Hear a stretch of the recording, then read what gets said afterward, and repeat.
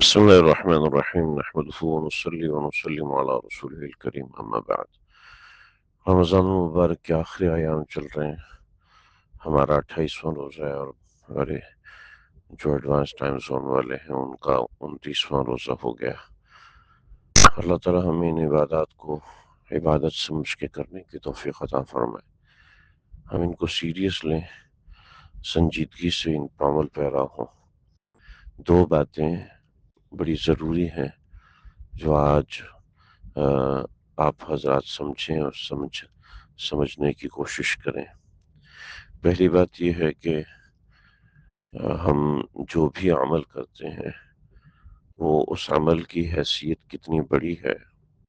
آپ اس کو اس بات سے سمجھیں کہ ہمارا واسطہ جس ذات عالی سے ہے وہ ذات بہت بہت بہت بہت عظیم ہے، بہت بہت بڑی ہے، اور اتنی بڑی ہے کہ نبی علیہ السلام فرض نماز پڑھتے ہیں، فرض نماز کے فوراً بعد اللہ سے معافی مانگتے ہیں، استغفر اللہ استغفر اللہ استغفر اللہ. بعض روایت میں آتا ہے کہ آپ نماز کے بعد تکبیر پڑھتے ہیں، اور صحابہ فرماتے ہیں کہ آپ کا جو دوسرا سلام تو واسطہ ہوتا تھا، تو ہمیں آپ کی تکبیر سے پتہ چلتا تھا کہ آپ نماز ختم کر چکے ہیں جب اندھیرے کا معاملہ ہوتا تھا. ابو داؤد کی روایت. تو نبی علیہ السلام تکبیر پڑھتے ہیں اور تکبیر کے بعد پھر آپ استغفار کرتے ہیں. آلوسی نے لکھا ہے کہ اس کا مقصد یہ ہوتا تھا کہ ما عبدنا کا حق عبادتک، اے پروردگار ہم آپ کی عبادت کا حق ادا نہیں کر سکے. ما عرفنا کا حق معرفتک، اور آپ کی معرفت کا حق ادا نہیں کر سکے. تو جب بھی عبادت ہو تو اس عبادت کے بعد اس بات کا استحضار ہو، اس بات کو بار بار ذہن میں ریوائز کریں، کنسیڈر کریں کہ ہم اللہ کی عبادت کا حق ادا نہیں کر سکتے.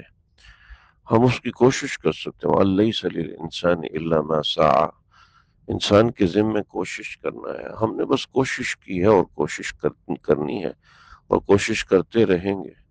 بہت سے ہمارے ساتھی ایسے ہیں جنہوں نے مجھے لکھ کے بھیجا کہ ہم نے اس رمضان کا ایک لمحہ بھی ضائع نہیں کیا، اور میں جانتا ہوں ان کو ایک زمانے سے ان کا تعلق ہے. ایسا نہیں کہ وہ ریاکاری میں مجھے لکھ کے دے رہے ہیں، مجھ سے تعلق میں ہے ایک زمانے سے کہ ایک لمحہ بھی رات کا ضائع نہیں کیا، ایک لمحہ بھی ادھر ادھر استعمال نہیں ہونے دیا. ماشاءاللہ وہ واقعتاً ایسے ہیں بھی کہ وہ اس بات کو ڈیزرو کرتے ہیں کہ وہ کہیں کہ وہ ہر سال ان کی عبادت ایسی شاندار ہوتی ہے کہ جی چاہتا ہے کہ اللہ مجھے بھی ان جیسی عبادت کی توفیق دے، اللہ سب لوگوں کو ان جیسی عبادت کی توفیق دے.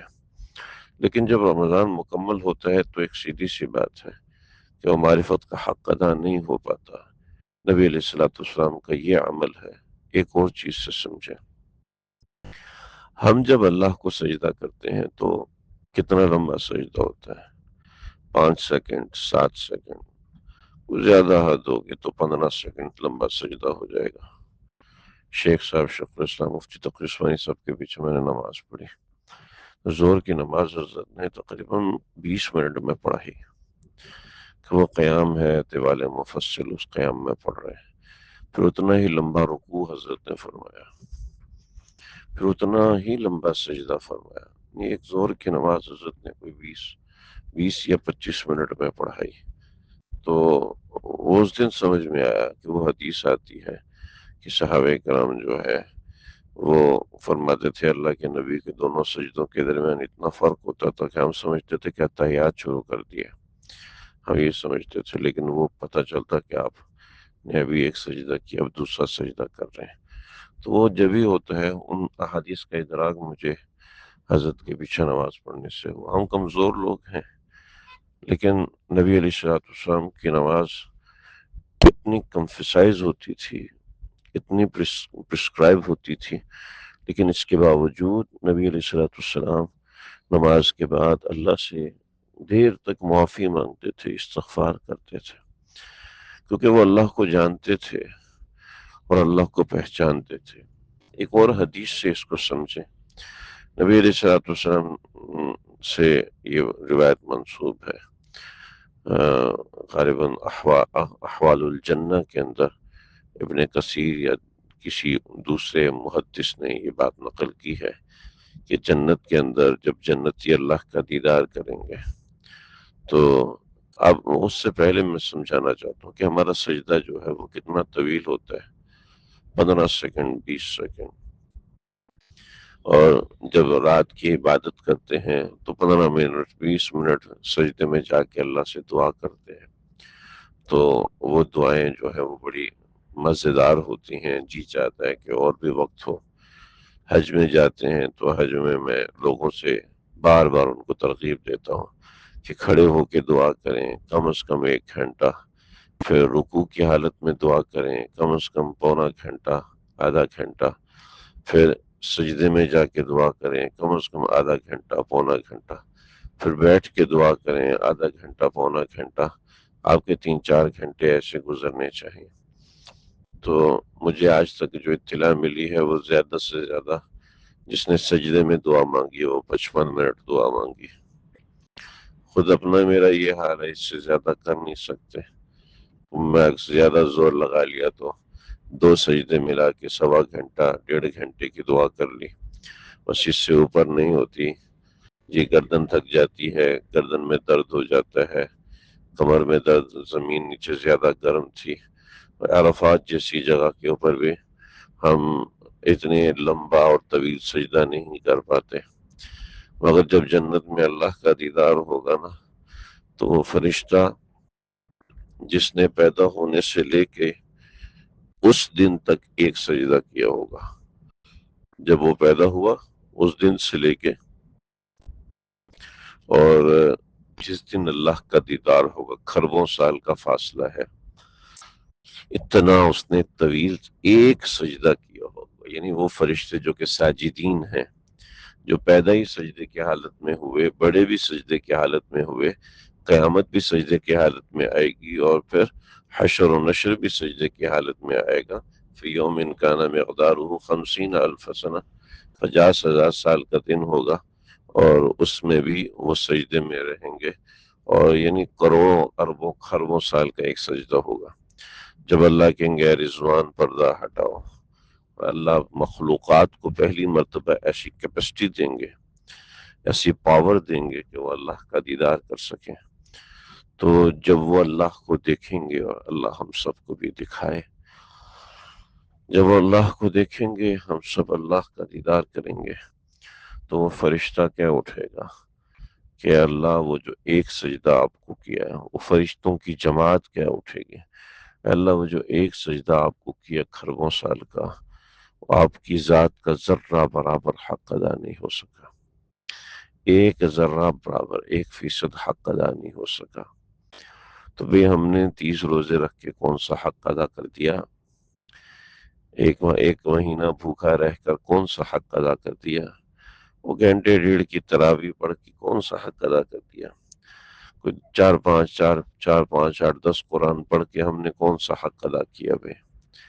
لہٰذا دل میں ندامت ہو، اللہ سے معافی مانگنی ہے کہ اللہ جی جو حق ہے وہ ہم ادا نہ کر سکے، جو عبادات کا اصل منشا تھا وہ منشا ہم ادا نہ کر سکے، ہمیں معاف فرما دیجیے۔ آپ کی عظمتیں بہت بڑی ہیں، آپ کی شان بہت اعلیٰ ہے، یہ بہت بڑی دولت اور سعادت ملی ہے مجھے کہ میں نے آپ کو سجدے کیے ہیں، آپ کے لیے بھوکا رہا ہوں، آپ کے لیے صدقہ کیا، آپ کی راہ میں مال دیا، آپ کی راہ میں خرچہ کیا، یہ آپ نے مجھے سعادت دی۔ آپ مجھے فقیر بنا کے چھوڑ دیتے، میری کیا اوقات تھی میں 10 روپے بھی آپ کی راہ میں دیتا؟ آپ مجھے بخیل بنا کے رکھ دیتے، میری کیا اوقات تھی؟ تو آپ کا کرم ہے، آپ نے مجھے خرچ کرنے کی توفیق دی، یہ آپ کا کرم ہے کہ آپ نے مجھے روزہ رکھنے کی توفیق دی، یہ آپ کی خصوصی عنایت ہے کہ آپ نے مجھے راتوں میں اٹھ کر دعائیں مانگنے کی توفیق دی، صرف آپ کی عنایت ہے۔ ارے بھائی، میرے ایک جاننے والے ہیں، وہ سیاسی جماعت میں تو نہیں ہے مگر ایک فاؤنڈیشن میں ان کا بہت بڑا عہدہ ہے، اور کبھی کبھار وہ رابطہ کرتے ہیں اپنی کرج کو بتانے کے لیے، اپنی کامیابی بتانے کے لیے، چونکہ پرانے جاننے والے ہیں۔ تو تو ایک مرتبہ انہوں نے مجھے کہا کہ آپ ذرا بتائیں میں کہاں پر ہوں۔ میں نے کہا میں کیسے بتا سکتا ہوں بھائی، خالص وہ دنیا دار قسم کے آدمی، میڈیا پہ آنے والے آدمی، ٹویٹر ایکس کے اوپر ان کا بڑا فالوورز ہیں، ملینز میں ہیں، تو کبھی بس ہوتا ہے تو رابطہ کرتے ہیں خود سے، وہ دل کے پھپھولے سنانے کے لیے کبھی بتاتے ہیں، تو ورنہ کسی بھی نوعیت کا کوئی ایسا واسطہ وغیرہ نہیں ہے میرا۔ تو کہنے لگے کہ آج مجھے اسپیشل پرمیشن کے اوپر جو ایوان ہے جہاں پر سارے وہ ملتے ہیں، لوگ بیٹھتے ہیں، سیاسی لیڈر بیٹھتے ہیں، پتہ نہیں اسلام آباد میں جو ہوتا ہے، وہاں پر آج ہمیں اوپر والی منزل پہ بیٹھنا پرمیشن ہوا ہے، یعنی جہاں پر یہ وزراء آتے ہیں تو اوپر والی منزل پہ ہمیں بیٹھنے کا موقع ملا ہے، تو پھر ہمارا کھانا بھی وہاں پر ہونا ہے۔ تو یہ انہوں نے اتنی خوشی سے بتایا کہ خاص طور پہ یہاں سے ٹکٹ لے کے وہ اسلام آباد گئے، اور پھر ان کو اسپیشل پرمیشن پیپر دیا گیا، اور پھر اس کے بعد ان کی وہاں پہ انٹری ہوئی، سیکیورٹی ہوئی، اور اس کے بعد پھر 2 دن کے بعد وہ وہاں پر گئے، اور تقریباً 4 سے 5 گھنٹے جو ایوان میں ڈیبیٹ ہوئی ہے وہ انہوں نے سنی اور بتایا جناب۔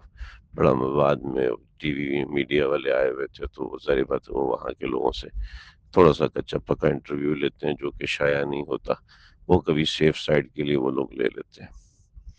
میں نے یہ دیکھا کہ وہ اتنے خوش ہو رہے تھے کہ مجھے جناب ایوان میں مجھے بیٹھنے کا موقع مل رہا ہے، اسمبلی میں، قومی اسمبلی میں مجھے بیٹھنے کا موقع ملا ہے، اور یہ ہے اور وہ ہے، وہ اتنا خوش ہو رہے تھے۔ سے مجھے سمجھ میں آیا کہ ہمیں اللہ کے دربار میں حاضر ہونے کی کتنی خوشی ہونی چاہیے کہ اللہ نے ہمیں ذکر کی توفیق دی، اللہ نے ہمیں نماز کی توفیق دی، اللہ نے ہمیں روزے کی توفیق دی۔ بھی یہ ایک تو میں کر رہا ہوں اور اوپر سے آپ استغفار کا کہہ رہے ہیں، ہاں جی، اس لیے کہہ رہے ہیں کہ ہم اللہ کو پہچانتے نہیں ہیں، وہ ذات کتنی عظیم، کتنی بڑی ہے، یہ اس کی توفیق ہے کہ میں اس کا نام لے رہا ہوں، یہ اللہ کی توفیق ہے، میرا کچھ بھی نہیں ہے، ایک ککھ نہیں ہے میرا بھائی، ایک میری طاقت نہیں، یہ اس نے توفیق دی ہے، اس نے میری زبان میں جان ڈالی کہ میں اللہ کہہ سکوں، میں اللہم صلی علی محمد کہہ سکوں، اس لیے کہ ہم تو اللہ کو جانتے نہیں ہیں نا، جو اللہ کو جانتے ہیں وہ نیزوں پہ چڑھ گئے بھائی، اپنی اولادیں اپنے سامنے ذبح کروا لی، ہمیں کائے کا گھمنڈ ہے، صبح اٹھ کے نماز پڑھ لی تو کوئی بہت بڑا تیر مار لیا، کچھ قرآن پڑھ لی تو ہم نے کوئی آسمان پھاڑ کے رکھ دیا، کیا کیا بھائی؟ اللہ کی توفیق کو استعمال کیا، اس پہ شکر کرے اور اللہ سے معافی مانگے، اللہ جی نہیں، حق و کوئی نہیں ادا ہو سکا آپ کا۔ تو یہ پہلی چیز ہے کہ اب ہم نے استغفار کرنا ہے۔ دیکھیے، ہمیں اس بات کی خوشی ہے کہ روزے الحمدللہ مکمل ہو رہے ہیں۔ دیکھیے، ہم کعبۃ اللہ جاتے ہیں، وہاں سے واپس آتے ہیں تو ایک غم ہوتا ہے، مگر اس غم کے ساتھ ساتھ اس بات کی خوشی بھی ہوتی ہے کہ عبادت کی تکمیل ہوئی الحمدللہ۔ ہم دوسرے کام کرتے ہیں، پورا مہینہ محنت کرتے ہیں، اس کے بعد خوشی بھی ہوتی ہے کہ الحمدللہ ہماری نوکری مہینے کی تکمیل ہوئی، اب تنخواہ ملے گی۔ ایسے ہی رمضان کے ختم ہونے کے ساتھ ایک غم ہے کہ مبارک ساعتیں ختم ہو رہی، مگر اس بات کی خوشی ہوتی ہے کہ الحمدللہ ایک عبادت پائے تکمیل تک پہنچی ہے، تو خوشی بھی ہے، اس کے اوپر شکر ادا کرنا ہے اور اس کے ساتھ استغفار کرنا ہے۔ دوسرا عمل جو ہے وہ دعا کا ہے، وہ پھر عرض کروں گا، اللہ سمجھنے کی توفیق دے۔